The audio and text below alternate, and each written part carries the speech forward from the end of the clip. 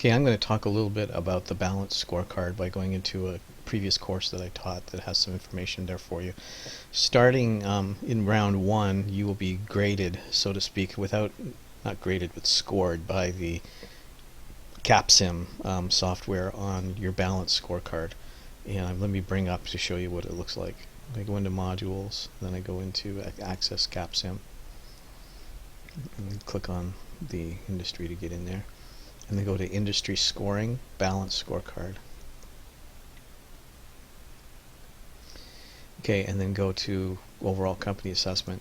Because I'm a professor, I have all of the different teams' balanced scorecard numbers. However, you will have only your own team. Now, when I say it's scored, the competition is scoring you every single round out of the possible points you can get based on your metrics associated with your team. And you can see the totals along the bottom here, and then there's a recap at the very, very end as well. What you're going to be required to do is in week 7 you're going to have to write a paper on the balanced scorecard results based on what happened over the practice rounds, as what occurred during these rounds here. So I want to show you what the data actually looks like. So I'm going to go into Andrew's round 1, 47. You can see that it divides into 4 categories: financial, internal business processes, customer, and learning and growth. And it gives you a score for each one of these individual metrics that fall under each one of these balanced scorecard categories. So for you to determine why that score was given, you need to, in each round, click on the metric, and up will come a screen like this. And you can see that if you have a stock price between $0 and $2, you get no credit. If it's between $2 and $32, you get partial credit, and if it's greater than $32 per share, then you get full credit. Okay, and so that's how it's scoring you on this. You're going to have to analyze this in week 7, so it's important to have somebody who's responsible for trying to make these things occur, or at least to monitor them throughout the simulation. When I click on profits, for example, you can see that if you have between 0 and 1 million in profits, you get no credit. If you're between 1 and 7 million, you get partial credit, and if you have more than 7 million in profit, then you get full credit. And some of these measures, like profits and stock price, are a moving target. So for example, let's go to round 8. If I go to round 8 and look at what the stock price rule is, if your price is greater than 2 and greater than 118, you get dollars per share, you get full credit. So do you see how that dollar went up? I think it was $32 for full credit in round 1, but they're expecting your stock price to keep going up every round. So that means to get full credit, you've got to have your stock price above 118. So this is useful in setting some goals. So I'm not going to go into all of these, but some of them are moving targets, some of them are static throughout the whole simulation. For example, leverage.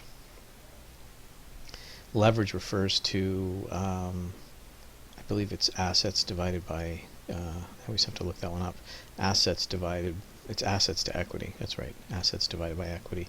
You can see that this is static throughout the whole simulation, whereas if you have a leverage ratio of 1.3, you get no credit, and then the full credit happens if you're in the middle sweet spot between point B and C, between 1.8 and 2.8.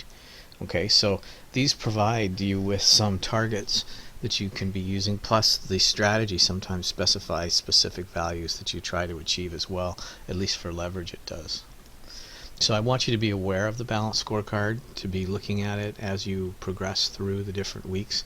In week 3, I think, or round 3, I believe, 3 or 4 anyway, the TQM module turns on, and so that's going to contribute to learning and growth. So make sure that you are actually investing in total quality management in these specific programs that will help you to improve.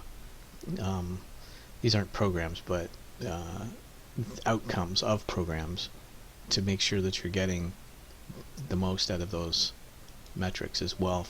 But these guys pop up in and this is the human resources module. It starts in week 2, and I think in week 3 or 4 the TQM module pops up, and then you can invest in various TQM programs as well.